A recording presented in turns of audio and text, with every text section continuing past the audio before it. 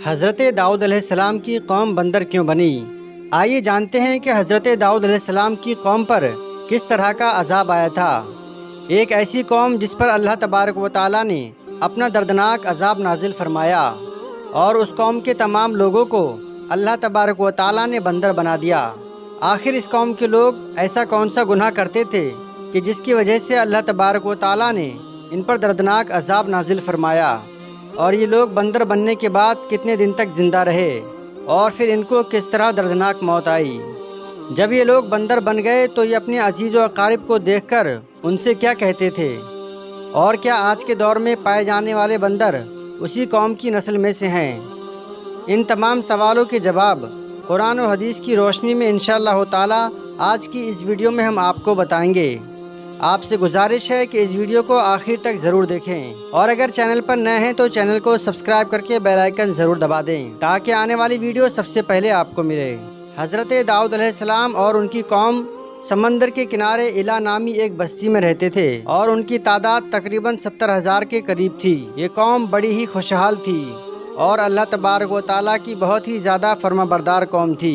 اس قوم کو اللہ تبارک و تعالیٰ نے بے شمار نعمتوں سے نوازا تھا، اور ہر طرف ہرے بھرے باغات اور ہریالی ہی ہریالی تھی، اور اللہ تبارک و تعالیٰ کی بے پناہ کرم نوازی تھی، اور یہ لوگ اپنی اس زندگی میں بہت ہی زیادہ خوش تھے۔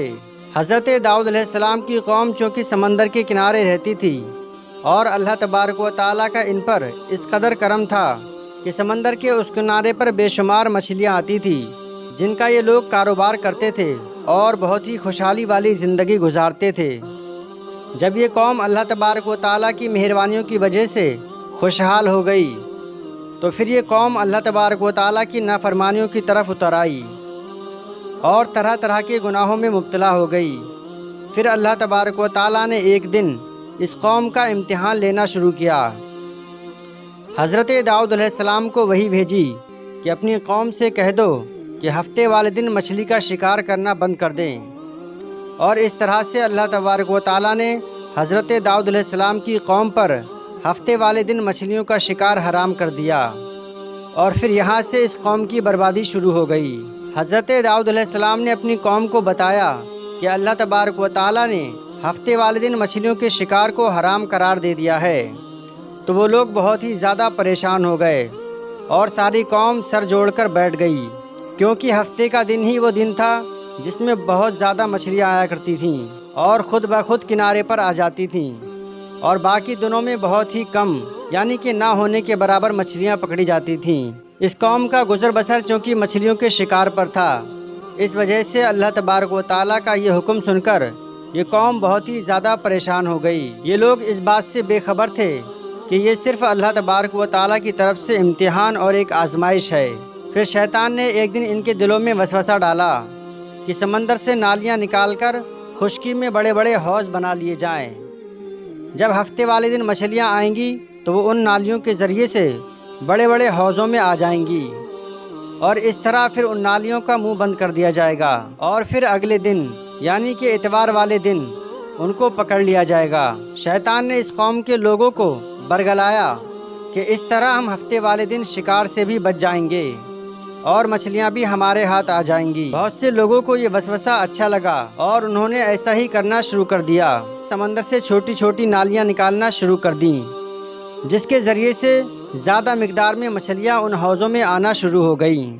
اس قوم کے بدبخت لوگوں کو شیطان کا یہ ہیلا بہت زیادہ پسند آیا، لیکن اس قوم کے لوگوں نے یہ نہیں سوچا کہ جب مچھلیاں سمندر سے آ کے ان حوضوں میں قید ہو گئیں تو وہ مچھلیوں کا شکار ہو ہی گیا۔ اس لیے یہ شکار بھی ہفتے والے دن ہی قرار پایا گیا، جو کہ اللہ تبارک و تعالیٰ نے حرام قرار دیا تھا۔ اس موقع پر یہودیوں کے 3 گروہ ہو گئے۔ کچھ لوگ ایسے تھے جو شکار کے اس ہیلے کو منع کرتے تھے اور ناراض ہو کر شکار سے باز رہا کرتے تھے، اور کچھ لوگ اس کام کو دل سے برا جان کر خاموش رہا کرتے تھے اور انہوں نے شکار نہیں کیا، لیکن دوسروں کو منع بھی نہیں کرتے تھے، اور نصیحت کرنے والوں سے یہ کہتے تھے کہ تم لوگ ایسی قوم کی نصیحت کر رہے ہو جنہیں اللہ تبارک و تعالیٰ عنقریب ہلاک کرنے والا ہے اور ان پر اپنا دردناک عذاب نازل فرمانے والا ہے۔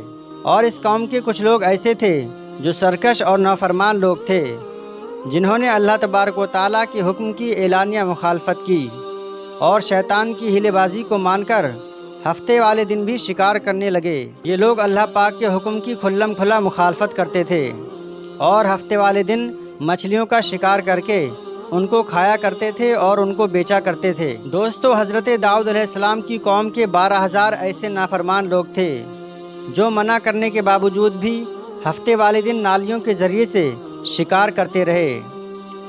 حضرت داؤد علیہ السلام نے ان 12,000 لوگوں کو اللہ تبارک و تعالیٰ کے دردناک عذاب سے ڈرایا۔ آپ نے ان سے کہا کہ وہ اللہ پاک کی اس نافرمانی سے باز آ جائیں، لیکن وہ لوگ باز نہ آئے اور کھلے عام شکار کرنے لگے۔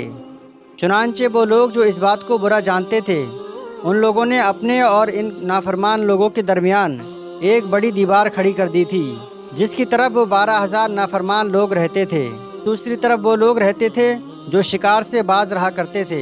حضرت داؤد علیہ السلام نے اپنی اس قوم کے نافرمانوں کو بار بار سمجھایا، لیکن یہ لوگ اپنی نافرمانی سے باز نہ آئے اور اسی طرح اللہ تبارک و تعالیٰ کے حکم کی نافرمانی کرتے رہے اور اسی طرح شکار کرتے رہے۔ اور پھر ایک دن حضرت داؤد علیہ السلام نے غصے میں آ کر شکار کرنے والوں پر لعنت فرما دی۔ اس کا اثر یہ ہوا کہ ایک دن خطا کاروں میں سے کوئی بھی اپنے گھر سے باہر نہیں نکلا۔ یہ منظر دیکھ کر کچھ لوگ ان کی دیواروں پر چڑھ گئے تاکہ معلوم ہو سکے کہ وہ لوگ کس حال میں ہیں۔ جب ان لوگوں نے ان نافرمانوں کو دیکھا تو وہ سب کے سب بندروں کی شکل میں بن چکے تھے۔ اللہ تبارک و تعالیٰ نے ان لوگوں کو ان کی نافرمانی کی وجہ سے ان پر دردناک عذاب نازل فرمایا۔ اللہ تبارک و تعالیٰ کے ان نافرمان بندر بن جانے والے لوگوں کی تعداد تقریباً 12,000 تھی۔ ان 12,000 لوگوں نے اللہ تبارک و تعالیٰ کی نافرمانی کی اور اللہ تبارک و تعالیٰ نے ان کو بندر بنا دیا۔ قرآن مجید میں اللہ تبارک و تعالیٰ سورہ بقرہ میں ارشاد فرماتا ہے، اور بے شک ضرور تمہیں معلوم ہے کہ تم میں سے وہ جنہوں نے ہفتے والے دن سرکشی کی، اور ان سے ہم نے فرمایا ہے کہ ہو جاؤ بندر دھتکارے ہوئے۔ اس طرح حضرت داؤد علیہ السلام کی قوم کے 12,000 نافرمان لوگ بندر بن گئے۔ یہ لوگ 3 دن تک زندہ رہے اور اس دوران نہ کچھ کھا سکتے تھے اور نہ کچھ پی سکتے تھے، اور یوں ہی بھوکے پیاسے سب کے سب ہلاک ہو گئے، اور 3 دن کے اندر سب کے سب مر گئے۔ اور وہ لوگ جو ان نافرمانوں کو اللہ تبارک و تعالیٰ کی نافرمانی سے منع کرتے تھے، اللہ تبارک و تعالیٰ نے ان کو اس عذاب سے سلامت رکھا، اور وہ لوگ جو اس شکار کو برا جان کر خاموش رہا کرتے تھے، اللہ تبارک و تعالیٰ نے ان کو بھی اس عذاب سے محفوظ رکھا۔ دوستو، اب بات کرتے ہیں کہ آج کے دور میں پائے جانے والے بندر انہی لوگوں کی نسل میں سے ہیں۔ اس کے مطابق روایت میں آتا ہے کہ حضرت عبداللہ بن مسعود رضی اللہ تعالیٰ عنہ سے روایت ہے کہ حضور اکرم صلی اللہ تعالیٰ علیہ وسلم سے کسی نے سوال کیا، کیا آج کے بندر حضرت داؤد علیہ السلام کی قوم میں سے ہیں؟ تو حضور اکرم صلی اللہ تعالیٰ علیہ وسلم نے فرمایا کہ اللہ تبارک و تعالیٰ جس قوم پر عذاب بھیجتا ہے یا ان کی شکلوں کو بگاڑ دیتا ہے تو یہ عذاب صرف انہی پر ہوتا ہے جن پر وہ عذاب نازل ہوا ہوتا ہے، اور ان کے بعد اللہ تبارک و تعالیٰ ان لوگوں کو ہلاک کر دیتا ہے اور ان کی آگے نسلیں نہیں بڑھتیں۔ اس لیے یہ بات غلط ہے کہ آج کے بندروں میں بھی حضرت داؤد علیہ السلام کی قوم کے لوگ شامل ہیں۔ ایسا کچھ بھی نہیں ہے۔ وہ لوگ صرف اور صرف 3 دن زندہ رہے اور پھر سب کے سب ہلاک ہو گئے، اور اللہ تبارک و تعالیٰ نے اس قوم کے نافرمانوں کو صفائے ہستی سے مٹا دیا۔ تو پیارے دوستو، یہ تھا حضرت داؤد علیہ السلام کی قوم کے بندر بننے کا واقعہ۔ اس عبرتناک واقعے سے ہمیں یہ سیکھنے کو ملتا ہے کہ اللہ تبارک و تعالیٰ کی ہمیشہ فرما برداری کرنا چاہیے، اللہ تبارک و تعالیٰ کی نافرمانی نہیں کرنا چاہیے۔ اللہ تبارک و تعالیٰ ہم سب کو دین کے راستے پر چلنے کی توفیق عطا فرمائے۔ دوستو، ویڈیو کیسی لگی ہمیں کامنٹ کر کے ضرور بتائیں، اور ہر دن اسی طرح کی ویڈیو دیکھنے کے لیے ہمارے چینل سے جڑے رہیں۔ چلیے دوستو، ملتے ہیں ایک اور نئی ویڈیو کے ساتھ، تب تک کے لیے اللہ حافظ۔